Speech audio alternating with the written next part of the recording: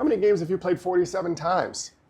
I've played this one 47 times. This is a game on my H-Index, which is the list of 38 games that I have played 38 times and more. And as we move up, King of Tokyo definitely gets the nod. I remember when this game came out, it was one of those games that I was new in the hobby, and there was just like this buzz, this undercurrent. Oh, have you seen King of Tokyo? By the time it had sort of reached my ears, it had sold out of its first print run. I went to my local game store, which was Games Unlimited at the time.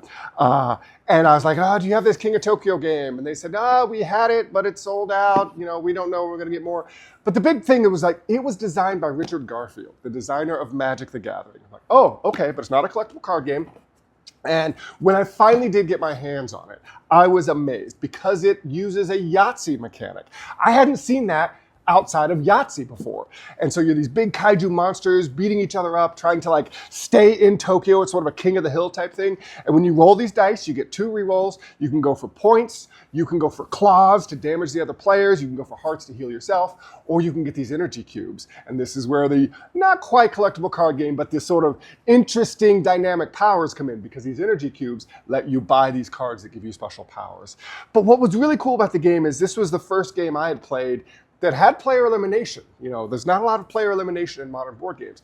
But by the time one player is knocked out of the game probably only has about 10 minutes left, because it ramps up and accelerates that fast.